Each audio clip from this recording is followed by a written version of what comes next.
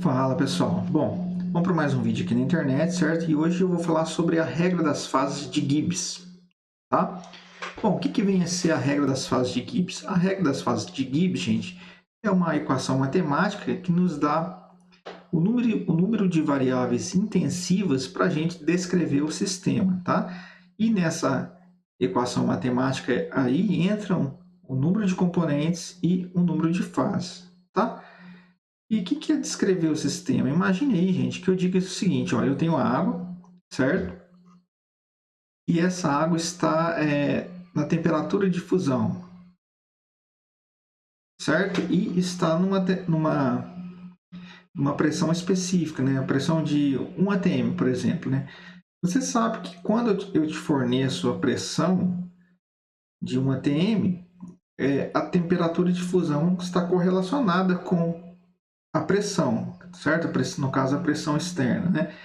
Então, se eu te fornecer só a seguinte informação, a fusão está acontecendo na pressão de 1 atm, né? Olhando o diagrama de fase, você consegue dizer qual é a temperatura de fusão, né? Então, foi necessário só uma variável intensiva, né, para você indicar a outra, certo? Se você sabe a temperatura de fusão, né, se você sabe isso, então você sabe a pressão em que está ocorrendo o sistema. Ou se você sabe a pressão em que está ocorrendo a fusão, então você sabe a temperatura de fusão, né? As variáveis estão correlacionadas, ok? Bom, vamos entrar em detalhes aqui. Deixa eu colocar aqui na apresentação. Bom, então o objetivo do vídeo é esse, né, gente? Olha, entender a regra das fases de Gibbs. Só conferir aqui. Ok. Bom, se duas fases estão em equilíbrio, eu vou começar aqui com duas fases apenas, né? Vamos pensar uma fase alfa e uma fase beta, né? Aí nas mesmas temperaturas T, né? Cada fase está na temperatura T e na pressão P, né? Então eu tenho essa igualdade de potencial químico quando o equilíbrio se estabelece, né? Bom, observe o seguinte, gente. Se eu tenho essa expressão aqui, eu tenho uma equação, né? E elas dependem aqui da temperatura e da pressão. Se eu forneço a temperatura, né? Como eu tenho uma equação, eu posso encontrar, a princípio, encontrar qualquer pressão, certo? Não é assim que a gente resolve o sistema de equações, né? Se eu tenho duas equações e duas incógnitas, é possível encontrar as duas incógnitas, certo? Se eu tiver duas incógnitas e uma equação, né? Para eu encontrar uma incógnita, eu tenho que definir a outra, certo? Então, essa expressão matemática, ela relaciona a temperatura com a pressão, certo? Então, essa igualdade, ó, ela mostra que as duas variáveis intensivas T e P estão relacionadas, tá? Devido a essa expressão aqui, ó, essa aqui, né? A gente necessita apenas de uma variável intensiva, T ou P, para a descrição do sistema, né? O sistema possui, então, um único grau de liberdade, ou seja, ele é dito univariante. Tá bom? É o exemplo lá que eu falei, né? Da temperatura de fusão, por exemplo, né? Tem a temperatura de fusão, eu posso falar em que pressão externa essa fusão está ocorrendo. É um exemplo aí univariante. Tá? Bom, se a gente tem apenas uma única fase, gente, a gente não tem uma expressão igual essa aqui, ó. A gente não tem isso, né? Porque só tem uma fase, né? Então, serão necessárias duas variáveis intensivas para a gente descrever o sistema, né? O sistema, então, possuirá 2 graus de liberdade. Por exemplo, se eu falo assim, ó, meu sistema é um gás. Aqui que vai ficar faltando para eu definir o estado do sistema? A temperatura. Né? Se eu falar a temperatura, você sabe automaticamente a pressão? Não sabe, né? Porque você tem uma área ali no diagrama de fases. Se eu te falar a pressão, você sabe automaticamente a temperatura? Não sabe, né? Então, não tem correlação entre temperatura e pressão. Então, para você caracterizar o sistema, o estado do sistema, você tem que falar qual que é a temperatura e qual que é a pressão, né? Nessa situação, quando eu tenho apenas uma única fase, né? Então, nesse caso, gente, o sistema possui 2 graus de liberdade e ele é dito bivariante. Ok? Eu estou pensando aqui, ó, quando eu tenho apenas um único componente, tá? Por exemplo, a água. Depois eu vou falar com mais componentes. Mas vamos continuar nesse exemplo primeiro. Bom, se eu tenho 3 fases, né? Então, tem fase alfa, vou simbolizar aqui alfa, beta e gama. Tá? Então, ó, quando eu tenho 3 fases, o número de igualdade de potencial químico, olha, eu tenho que o potencial químico da espécie que eu estou considerando, né, do componente na fase alfa é igual ao potencial químico na fase beta, certo? E ou a beta é igual a gama, ou a gama é igual ou a alfa é igual a gama, tanto faz, né? Mas o que importa aqui, olha, é que eu tive 2 equações. Certo? Ó, note bem isso, gente. Quando eu tive 3 fases, o número de equações foi 2. Né? Então, o número de equações vai ser igual ao número de fases menos 1. Né? Claro isso? Tem 3 fases, né? E tem 2 equações, que é o número de fases menos 1. 3 menos 1 dá 2, né? Bom, como eu tenho aqui, ó, 2 equações e tem 2 incógnitas, T e P, né, a princípio eu posso resolver esses sistemas aqui e encontrar T e P, tal que satisfaça essa igualdade de potencial químico aí, né? Essas igualdades aqui. Então, o sistema, gente, ele tem 0 graus de liberdade, ele é invariante. Tá bom? Bom, olha, agora eu fiz uma tabelinha aqui, ó. Vamos resumir isso, ó. A relação do número de graus de liberdade, ou seja, as quantidades de variáveis intensivas com o número de fases, tá? Para o sistema de um componente, olha. Então, quando a gente tinha uma única fase, né, vocês viram lá que eu precisava falar qual era a temperatura e pressão, né? Então, eu tinha 2 graus de liberdade. Quando eu tinha 2 fases, né, por exemplo, tem um sistema lá na fusão, por exemplo, né, bastava apenas uma variável intensiva para eu dizer o estado do meu sistema. Né? Então, aqui fica 1. E quando eu tinha 3 fases, o sistema era invariante, né? Eu não precisava falar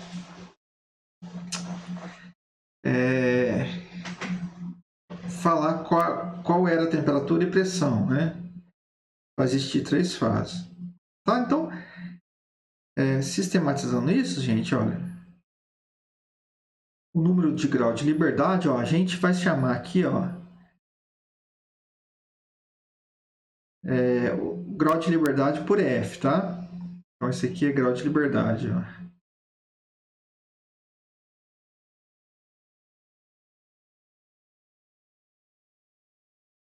Certo? É do inglês, né, gente? Freedom lá, né?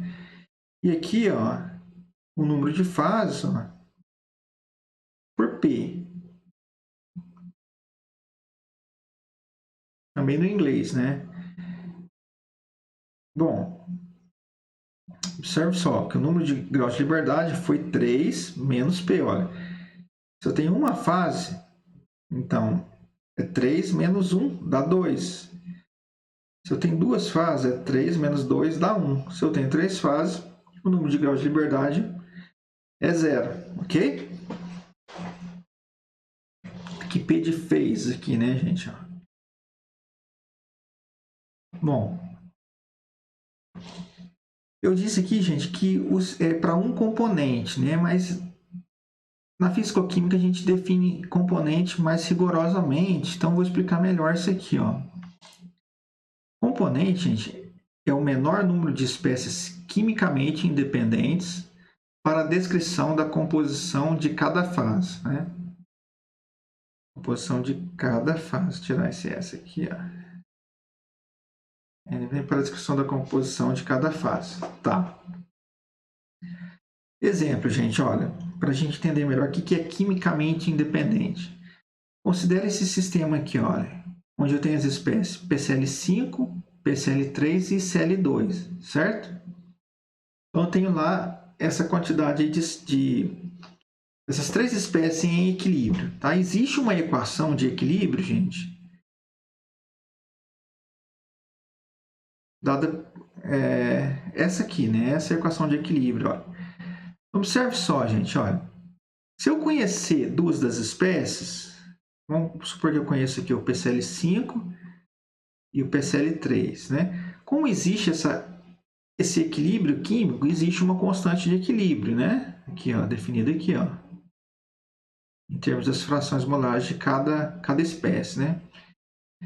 Bom, se eu encontro a concentração de duas espécies, a terceira está automaticamente determinada pela expressão de constante de equilíbrio, né? É possível encontrar a concentração da outra espécie conhecendo apenas duas espécies, né? Então, gente, olha, qual que é o número de componentes qual que é o número de espécies quimicamente independentes? É 2, né? Porque se eu conheço duas dela, a terceira está determinada pela constante de equilíbrio, tá? Poderia conhecer aqui, por exemplo, PCl5 e Cl2. PCl3 estaria determinado pela constante de equilíbrio, né? Se eu conhecer qualquer duas dessas três espécies aí, a última estará automaticamente determinada, tá? Eu posso determinar utilizando a expressão da constante de equilíbrio. Tá? Então tem que ficar bem esperto aí para a definição de componente aí, né? Bom, por exemplo, gente, ó, eu citei a água, mas vamos analisar a água. A água no estado líquido contém inúmeras espécies. Água, H2O, H2O2 aqui, H2O3, tá? E todas essas espécies aqui estão relacionadas, ó. Se eu pensar aqui, ó, pegar H2O mais H2O, H2O2, né? Se eu pegar aqui H2O mais H2O2 dá H2O3, né?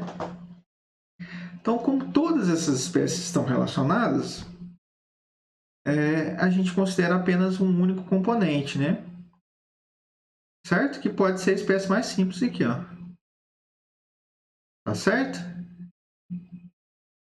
Tá pensando aqui, gente, ó, se existir N espécies, ó, vamos pensar aqui, ó, existe N espécies, ó. N espécies. Quando eu falo espécie, é H2O, H2O2. Certo? Se existir N espécies, existirá aqui, ó, N-1 constante de equilíbrio, certo?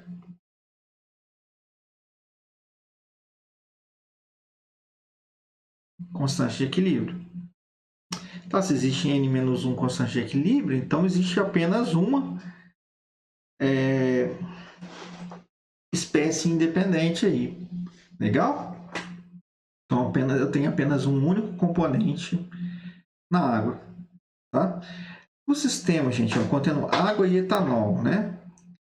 A gente tem as duas espécies, água e etanol, porém não existe nenhum equilíbrio entre água e etanol. Não tem uma constante de equilíbrio. Então, nessa mistura água e etanol, eu tenho dois componentes, tá certo? Bom, gente, olha, quando a gente viu aquela regrinha lá, F, né, número de graus de liberdade igual a 3 menos P, foi para um único componente. E se o meu sistema tiver mais componentes? Qual que é a regra? Qual vai ser a regra, né? Então, para a gente encontrar a regra, né, aqui, ó, qual é a regra do número de graus de liberdade para mais de um componente? A gente vai contar o número de variáveis intensivas, certo? E vamos subtrair o número de equações, né, que a gente tem. Se a gente fizer isso, a gente encontra lá o número de graus de liberdade para o sistema, tá bom? Vamos contar aqui as variáveis intensivas, gente, olha. A que a gente enxerga logo de cara é a pressão e a temperatura, né? Então, a gente já tem aqui duas variáveis intensivas, tá certo? Tá, gente, olha. Como é mais de um componente, né? Vamos pensar aí que a gente tem P fase. Vamos considerar aqui, ó, um exemplo aqui, né? Em duas fases, né? E vamos pensar que a gente tem o componente A, B e C, né? Então, a gente tem a fração molar do componente A na fase superior, a fração molar do componente B na fase superior e a fração molar do componente C na fase superior, né? Essas mesmas três espécies aqui, ó, A, B e C, também vão existir na fase inferior, né? Então, vou ter aqui XA, XB e XC, tá? Na fase inferior, ok? As frações molares, gente, também são variáveis intensivas, tá? Que a gente tem que contar também, né? Só que para cada fase, gente, olha, vamos pensar aqui, ó. Eu chamei aqui de ABC, mas poderia ser 1, 2, 3, né? X1, X2 e X3, né? A gente vai ter um somatório, né? Uma fração molar, né, gente, ó. XA mais XB mais XC igual a 1. Então, veja só, eu teria três frações molares, mas eu tenho uma equação aqui, ó. Certo? Se eu tenho uma equação, né, isso me elimina uma variável intensiva, né? Então, eu tenho aqui, olha, 3 menos 1, né? Eu tenho que contar as equações desse tipo aqui que eu tenho. 3 menos 1 eu teria duas variáveis intensivas numa das fases, certo? Na outra fase, a mesma coisa. Eu teria 3 menos 1, devido à equação de somatório de frações molares aqui, certo? Que daria duas frações molares independentes aí, certo? Bom, deixa eu apagar isso aqui para não ficar muito bagunçado. Olha, deixa eu ver como que eu escrevi aqui, ó. Para cada fase P, que pensa em duas fases, poderia ser mais, né? Para cada fase P, temos as frações molares de cada componente, x1, x2, x3. Mas elas se relacionam pela somatória aqui das frações molares, certo? A soma das frações molares em cada fase é igual a 1. Certo? Então, o número de frações molares em cada fase é o número de componentes menos 1. Né? Só que em cada fase. Por isso, eu tenho que multiplicar aqui por P, que é o número de fases. Tá? Então, fica aqui, ó. Portanto, o número de frações molares independentes é P, que multiplica C menos 1. Tá? Em que C é o número de componentes. Então, a gente já contou aqui o número de variáveis intensivas. Ó. É P vezes C menos 1 mais 2. Isso aqui de maneira geral. Posso ter duas fases, três fases, quatro fases. Tá? Então, a gente chegou nessa primeira quantidade aqui. Ó. Número de variáveis intensivas. Ok? Bom, vamos contar as equações agora. Ó. Certo? Para cada componente I, gente, olha, a gente vai ter essa igualdade de potenciais químicos. Pensa aí comigo, ó. Vou pensar que eu tenho duas fases, olha. E eu tenho a espécie, chamar de 1 aqui, ó. 1 e a espécie 1 aqui na fase inferior. Tá, então, ó, o potencial químico. Vou chamar essa fase superior de alfa e essa aqui de beta, ó. Potencial químico do componente 1 na fase alfa tem que ser igual ao potencial químico do componente 1 também na fase beta. Certo? E se eu tivesse aqui... calma, vamos pensar apenas no primeiro componente. Existem outros, tá? Vamos pensar no primeiro, por enquanto. Se eu tivesse mais uma fase aqui, gente, ó. Vou gama aqui, ó. Potencial químico do componente 1 na fase alfa é igual ao potencial químico do componente 1 na fase beta, que é igual ao potencial químico do componente 1 na fase gama. Tá? Essas essa igualdade aqui, ó, pode ser aqui dividida, né? Como assim? Dessa forma aqui, ó. Potencial químico do componente 1 é igual ao potencial químico do componente 1 na fase beta. Né? E depois, ou isso aqui é igual a isso, ou isso aqui é igual ao último, tanto faz, né? Porque alfa é igual ao potencial químico na fase gama. Tá vendo, gente? Olha, eu tive 3 fases e o número de equações aqui que eu obtive, ó, são 2, né? É o número de fases menos 1. Né? Então, de maneira geral, se eu tiver P fases, P, né, o número de equações desse tipo aqui separadas será P menos 1. Já até coloquei aqui, ó. Tá bom? Certo, gente? Tá, agora vamos pensar que existe mais um componente aqui, 2, ó. Certo? Então, o potencial químico do componente 2, agora vou trocar 1 pelo 2. Do 2 na fase alfa é igual ao potencial químico do componente 2 na fase beta é igual ao potencial químico do componente 2 na fase gama, né? Então, ó, eu posso aqui dividir em 2 equações aqui, ó. Então, o número de equações é igual ao número de fases menos 1, né? Ou posso contar que os sinais de igual aqui também, ó. Eu escrevo aqui de maneira geral, ó. Quanto o sinal de igual aqui, ó. Tem 3 fases, o número de sinais de iguais é igual a 2, né? Então, o número de equações ali que eu tenho é 2, tá? Então, ó, ficou P menos 1, só que isso aqui, gente, ó, para um único componente. Se eu tenho mais componentes, eu tenho que dobrar, triplicar, né? Então, acaba que eu tenho que multiplicar aqui pelo número de componentes, ó. Tá vendo? Então, o número de equações, gente, ficou aqui, olha.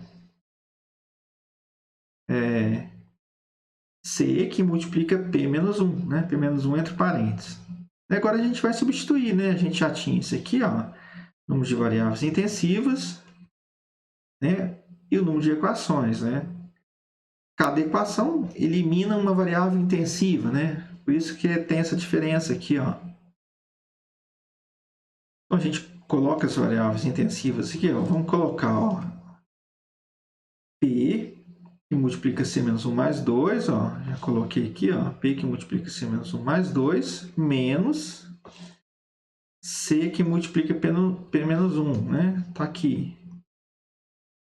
Certo, aí aqui é simples, né? Ó, é só fazer a continha aqui, ó. PC menos P mais 2 menos, ó, CP é a mesma coisa que PC, né?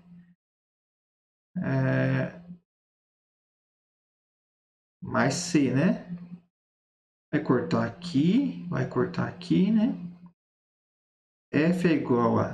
Aí fica esse Czinho aqui, ó. Menos P mais 2. Opa, apertei um negócio aqui errado, gente. Peraí. Tá, então a fórmula geral que nos dá um número de variáveis independentes para qualquer número de componentes e qualquer número de fases é essa aqui. F é igual a C menos P mais 2, onde F é o número de graus de liberdade, né? Ou número de variáveis independentes para descrever o sistema. C é o número de componentes e P é o número de fases, né? Tá? Então, isso aqui, gente, é conhecido como a regra das fases de Gibbs. Legal? Bom, vamos... Um exemplo aqui, né, gente? O exemplo meu não é muito bom, porque eu peguei apenas um único componente, né? A fórmula é geral, porque ela é aplicável a qualquer quantidade de componentes, né? A gente pode ver isso mais para frente, né? Mas vamos olhar os exemplos aqui que eu trouxe.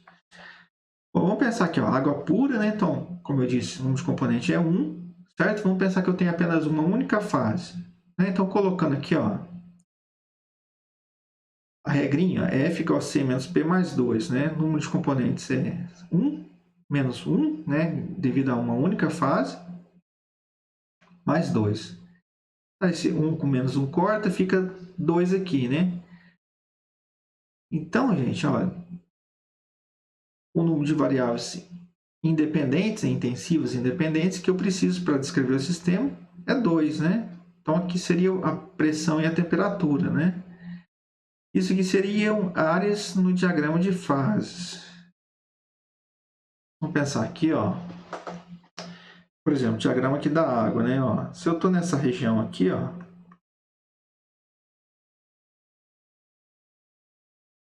E eu falo assim, ó, a minha temperatura aqui é 100 graus.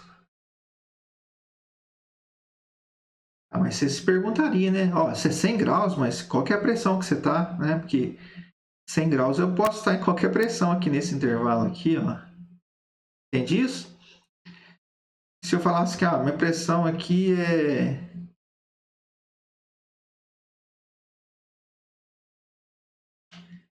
Vamos pegar um valor aqui. Vamos supor que aqui seja 200 bar aqui, ó. 200 bar. Bom, mas se você está a 200 bar, qual que é a temperatura que você está? Se você tem aqui, por exemplo, água líquida, né? Qual a temperatura, né? Então, eu falar temperatura não me dá pressão automaticamente. Eu falar pressão não me dá a temperatura automaticamente, tá? Então, tem duas... Para eu descrever o estado do sistema, eu precisaria de duas variáveis aí, tá? Pressão e temperatura. Legal, poderia ser aqui, ó. Essas são as áreas do diagrama, né? Poderia ser essa região, poderia ser nessa região ou nessa região aqui, ó. Tá? Um outro exemplo, gente. Olha, se eu tenho água pura novamente, eu tenho duas fases, né? Então, eu vou colocar aqui, ó, C igual a 1, né? Menos P, menos 2, ó. Mais 2, né? Vai cortar isso aqui com isso, vai sobrar 1 aqui, ó.